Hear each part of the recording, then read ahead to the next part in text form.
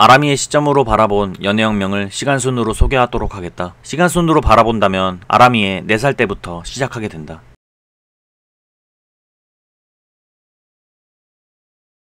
아람이가 4살 때 어느 날인가부터 온 집에 빨간 스티커가 붙어 있었고, 그때부터인가 엄마는 아빠에게 시도 때도 없이 화를 내기 시작하는 걸 보게 되었다. 그리고 그때부터 엄마는 먹을 거를 자주 사주지도 않았고, 더 먹고 싶어도 항상 다음에 먹자고 말을 했다. 아람이는 맛있는 음식을 왜 더 못 먹게 하는지 엄마에게 괜시리 속상했다. 그런데 고모는 항상 아람이에게 맛난 음식을 사다 주었고, 자연스럽게 고모와 같이 있는 시간이 즐거웠다. 엄마는 그런 광경을 볼 때마다 왠지 모르게 화를 내는 듯했다. 아람이는 이럴 때마다 엄마가 고모와 나의 사이를 질투하는 건가 싶었다. 그리고 엄마는 항상 아빠에게 화만 내곤 하는 모습을 볼 때마다 아람이는 생각했다. 엄마는 아빠가 싫나? 먹을 것뿐만이 아니었다. 오빠는 유치원을 다니는데 자신만 못 다니니 다니고 싶다고 말을 하여도 엄마는 초등학교부터 가자고 말을 할 뿐이었다. 그래서 아람이는 항상 집에 있는 아빠에게 공부를 배웠는데 공부가 너무 재미가 없었다. 그러자 아빠는 잠시 바람을 쐬고 오자고 말하였다. 아빠와 밖을 나왔는데 아빠와 함께 간 곳은 많은 사람들이 흰옷을 입고 뭔가를 하는 곳이었다. 아람이는 이 광경이 뭔가 신기했고 흥미로웠다. 그런데 집에 막상 돌아오니 엄마는 또 아빠를 때리기 시작했다. 아람이는 그런 엄마가 무서워서 아빠를 그만 때리라고 말을 했다. 엄마는 많이 화가 나 보인 듯 했지만 아람이의 말로 인해 그래도 화를 가라앉히는 듯 해보였다. 그러다 그날 밤 잠에서 깬 아람이는 엄마의 목소리가 어디선가 들려오는 것을 느꼈고, 그 목소리가 들리는 곳으로 발길을 옮겨보니 엄마는 누군가와 통화를 하고 있었다. 무슨 이야기인지는 정확히 알 순 없었으나 이것만은 확실하게 알 수 있었다. 세상에서 가장 강해 보였던 엄마의 눈에서 한 번도 보지 못한 눈물이 흘러나오는 것을, 엄마가 많이 슬퍼한다는 것을. 엄마는 세상에서 가장 강한 사람이 아니고 가장 센 척을 잘하는 사람이라는 걸 아람이는 어린 나이에 느낄 수 있었다. 그러다 초등학교 다닐 쯤 무렵부터 아람이는 태권도장을 다니게 되었고, 사정상 고모 집에서 같이 살게 되었다. 그런데 시간이 지나 초등학교 3학년이 되었을 무렵 태권도장을 갔다가 집에 도착했는데 우연히 고모가 전화하는 소리를 듣게 되었다. 우리 아빠와 엄마를 욕하는 소리. 게다가 그동안 자신에게 보였던 상냥한 모습과는 달리 자신을 욕하고 귀찮다는 듯 쓸모없다는 듯이 말하는 소리를 듣고 아람이는 고모에게 심한 배신감을 느꼈다. 그동안 엄마처럼 잘해줬던 고모였기에 그 순간 느끼는 배신감은 말로 이룰 수 없었다.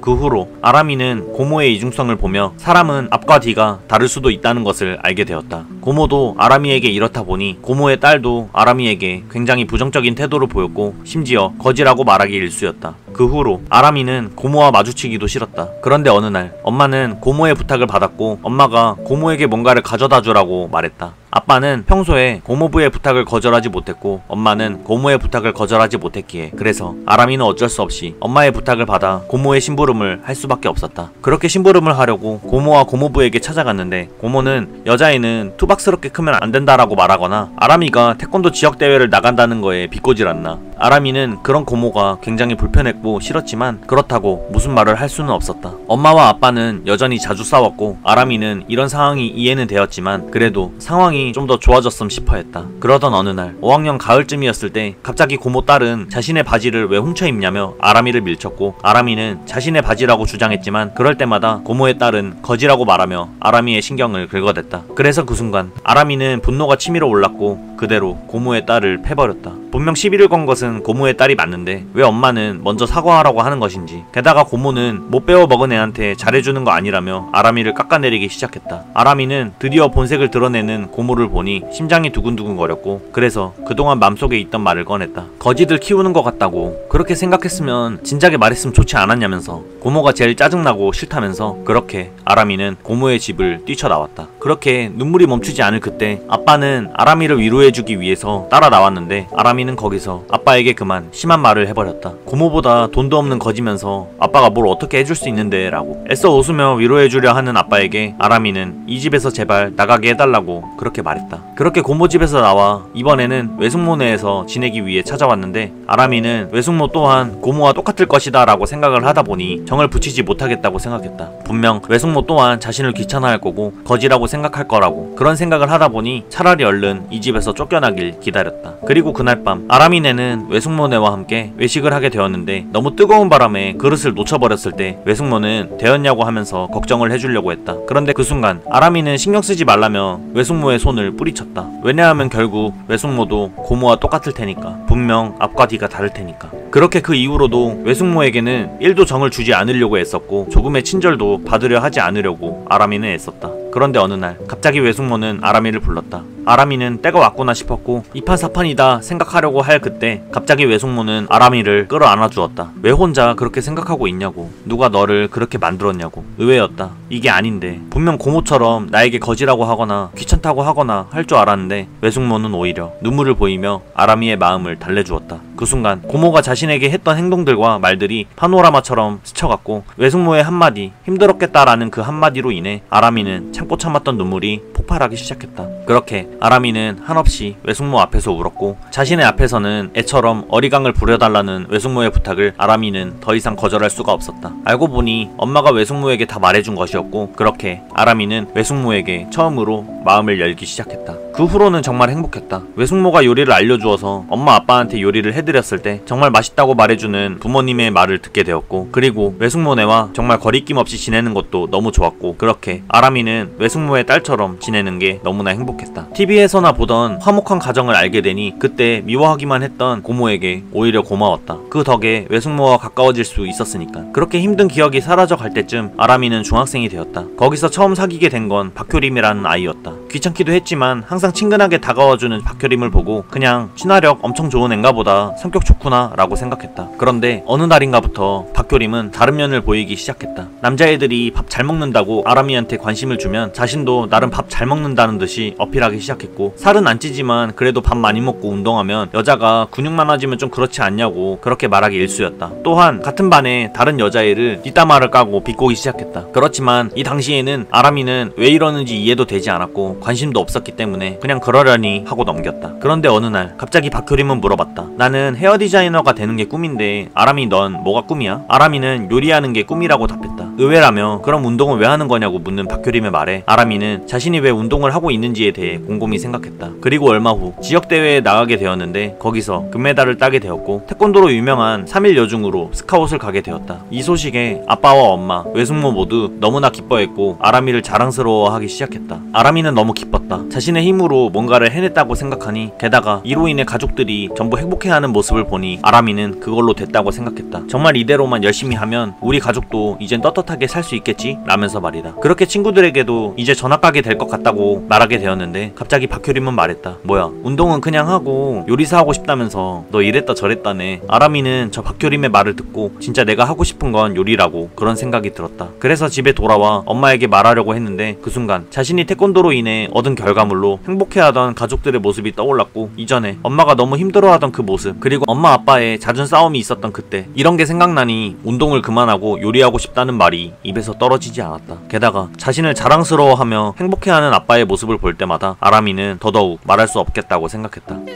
그렇게 전학 가는 날이 다가오던 어느 날 갑자기 학교에서 박효림은 말했다. 운동 지원하려면 집에 돈 많아야 되는 거 아니야? 너 외숙모 집에 얹혀 사는데 괜찮겠어? 아람이는 그 순간 멍했다. 뭐야 이 얘기는 아무도 모르던 건데. 게다가 이전과는 다르게 자신을 대하는 친구들의 모습을 보니 화가 치밀어 올랐다. 그리고 이 사실을 아는 거는 이전에 같은 초등학교를 나온 친구밖에 없었는데 그걸 자신의 허락도 없이 말해버렸다고 생각하니 아람이는 너무나 화가 치밀어 올랐다. 하지만 박효림을 포함한 모든 애들은 이전과 같이 아람이를 대해주지 않았고 오히려 자신을 향한 시선에 대해 안 좋다는 걸 느끼니 아람이는 그 순간 급식실에서 박효림이 뒷담화를 깠던 그 여자애가 문득 떠올랐다. 하지만 이 친구들과 멀어지기 싫었던 아람이는 오히려 자신이 미리 말 안 해줘서 미안하다고 말했고 그걸로 다시 이전처럼 친구들과 지낼 수 있겠다고 생각했다. 그런데 나아지는 건 단 하나도 없었고 그날부터인가 그냥 인사만 하는 사이가 되어버렸다. 대체 뭐 때문인 걸까? 오해도 풀었고 말 걸면 여전히 친구 같은데 왜 이렇게 거리감이 느껴지는 것일까? 아람이는 자신이 뭘 잘못한 건가 매번 생각하며 괴로워했다. 그러던 어느 날 대회 준비 때문에 학교에 늦게 간 날이었는데 친구들에게 인사라도 하려고 그렇게 찾아다니다가 우연히 화장실에서 말하는 소리가 들렸다. 핸드폰 새 거 샀다고 자랑을 하질 않나? 태권도 잘한다고 남자애들이 관심 가져주니까 좋아 죽는다질 않나? 식탐 부리는 거 꼴보기 싫다질 않나? 4차원인 척하는 거 꼴사납다 하질 않나? 그 순간 느꼈다. 그냥 쟤네는 내가 싫은 거였구나. 내가 오해를 풀든 말든 앞에서 친구같이 굴든 말든 그냥 나 자체를 안 좋게 보려고 안달난 애들이구나. 대체 왜 나한테 이런 일이 또 벌어지는 건지. 고모가 자신에게 했던 그때의 일이 왜 지금 또 벌어지려 하고 있는 건지 소름 돋고 화가 너무나 났다. 그래서 그 애들에게 한마디 하려고 했는데 입이 떨어지지 않았다. 그런데 갑자기 그때 박효림은 말한다. 들었어? 알면 이제부터 제대로 행동해. 아람이는 더 이상 학교에 있을 수 없다고 생각하여 그대로 학교를 나왔는데 눈물이 멈추질 않았다. 어차피 전학 가면 안 볼 테지만 그래도 너무 분하고 억울했다. 너무 급하게 나오느라 가방도 가지고 나오지 못했지만 이 꼴로 들어가긴 쪽팔리다고 생각해서 그대로 집으로 향했다. 그리고 다음날 학교로 오니 가방은 그대로였는데 누가 봐도 딱 밟은 티가 나 보였다. 그 순간 더 이상 참지 못하겠다는 생각이 들었고 그래서 박효림에게 찾아가 네가 한 짓이냐고 물으니 오히려 발뺌을 하며 한 대 치는 박효림. 그래서 아람이는 더 이상 참지 못하고 그렇게 박효림을 쳤다. 그런데 반 애들은 또 아람이에게 뭐라 하기 시작했다. 태권도도 이러려고 배운 거냐면서. 그 순간 고모가 이전에 했던 그 말들이 또 떠올랐고 그렇게 전학 가기 전까지는 혼자 다니며 또다시 사람에 대한 믿음이 깨져버렸다.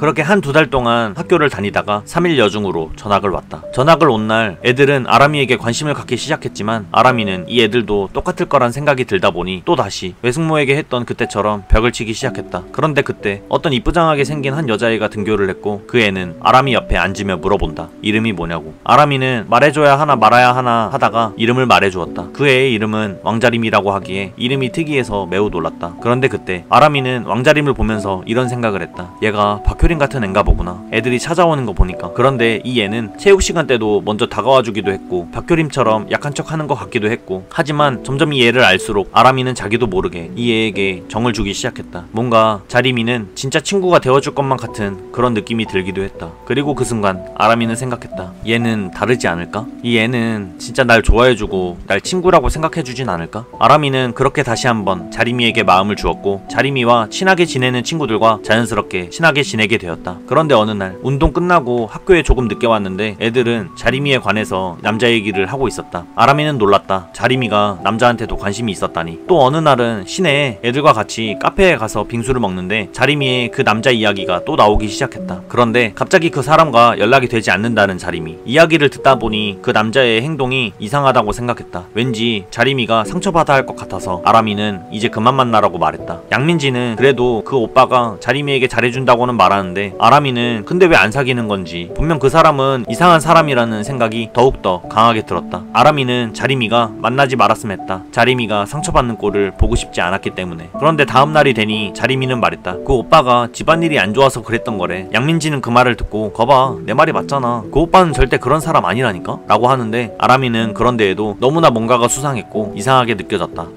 그러던 어느 날 아람이는 오랜만에 학교에 일찍 등교했는데 자림이가 힘없이 뒤에 멀뚱멀뚱히 서 있는 걸 보게 되었다. 표정이 좋아 보이지 않았는데 그냥 몸이 안 좋다고 말하는 자림이. 그런데 반 분위기는 왜 이렇게 또 싸한 건지 아람이는 나 없는 사이에 뭔 일이 있었나 싶었다. 그런데 자림이에 대한 이상한 소문이 들리기 시작했다. 자림이가 어떤 여친 있는 오빠를 꼬셔서 헤어지게 하고 심지어 바람까지 폈다나 뭐라나. 그리고 수업 시간이 시작하려고 해서 자리에 돌아왔는데 자림이가 보이질 않았다. 그래서 옆에 있는 애한테 자림이 어디 갔냐고 물어보니 보건실에 갔다고 말한다. 아람이는 아침부터 힘없어 보이던 자림이가 너무나 걱정이 돼서 그래서 무작정 보건실로 뛰어갔다. 자림이는 보건실에 누워있었고 그래도 생각보다 그리 심각한 얼굴을 하고 있는 건 아니어서 다행이라고 생각했다. 그래서 그렇게 교실로 올라가려고 하면서 자림이에게 한마디 했다. 네가 그렇게 가만히 있으면 애들이 진짜인 줄 아니까 말을 하라고. 그렇게 반에 돌아왔는데 그 순간 눈에 들어온 건 양민지였다. 쟤는 왜 근데 가만히 있는 거지? 자림이가 이렇게 힘들어하는데? 라고 생각이 들었다. 수업 시간이 끝나고 자림이는 교실로 돌아왔다. 조퇴한다고 하는 자림이. 그런데 그 순간 갑자기 노승이가 자림이를 부르더니 그 소문을 언급하며 자림이를 비꼬기 시작한다. 아람이는 너무나 화가 나서 한 대 쳐버리고 싶었지만 자림이는 그마저도 하지 말라며 아람이를 말렸다. 그런데 잠시 뒤 다른 반 여자애들이 와서 노승이에게 말한다. 내가 물어볼 게 있는데 네가 왕자림한테 최종호 오빠 소개시켜준 거 나라고 했다며. 노승이는 자기가 한 거 아니라고 말했고 그 여자애들은 그럼 누가 그런 거냐고 물었다. 그랬더니 갑자기 노승이는 자림이가 말했다고 말을 꺼냈다. 아람이는 그 얘기를 듣고 생각했다. 저 진짜 미친 거 아니야? 너무나 열이 받아서 한마디 하려고 다가가려 하는데 자림이가 갑자기 막더니 직접 그대로 노승이 쪽으로 다가가기 시작했다. 그리고 자림이는 그대로 노승이에게 욕을 퍼부었다. 처음이었다. 자림이가 저렇게 진짜로 화가 난 모습을 보는 것은. 자림이도 정말 많이 힘들었구나 라는 생각이 들었다. 그러더니 그러더니 자리미는 가방을 챙기고 그대로 반을 나가버렸다. 아람이는 그런 자리미를 따라 가방을 메고 학교를 나왔다. 자리미를 혼자 둘 수 없다고 생각했기 때문이었다. 자리미가 저렇게 서글프게 우는 모습을 보니 마치 이전에 자신의 모습을 보는 듯해서 더욱더 슬펐다. 그렇게 아람이는 자리미를 집까지 데려다 주었고 자리미가 방에 누워 잠이 들 때까지 기다려 주었다. 그때 갑자기 자리미가 물어본다. 아람아, 너 왜 아무것도 안 물어봐? 그래서 아람이는 대답했다. 아닌 거 뻔히 아는데 뭐하러 물어봐. 자리미는 그 얘기를 듣고 뭔가 깊이 생각하는 듯해 보였다. 아람이는 근데 궁금한 게 있어서 물어봤다. 너 민지랑 싸운 거냐고. 그런데 자리미는 아니라고만 대답했다. 그 순간 아람이는 이런 생각이 들었다. 뭐야, 그럼 진짜 소문을 믿어서 걘 지금 그러고 있는 건가? 어이가 없네. 그리고 그 후로부터 학교에서 노승이를 만날 때면 아람이는 자리미 대신 사과하라고 계속해서 요구했다. 그런데 정작 양민지는 다른 친구들이랑 붙어 지내고 있는 모습을 보게 되니 아람이는 그 순간 양민지에게 실망감이 들었다. 양민지가 저러든 말든 아람이는 계속해서 노승이에게 당장 자리미한테 사과하라고 압박을 주었다. 다음날도 역시 아람이는 노승이에게 압박을 주었다. 그런데 갑자기 민지는 자리미 앞에 딱 붙어서 노승이에게 뭐라고 하기 시작했다. 그 순간 아람이는 생각했다.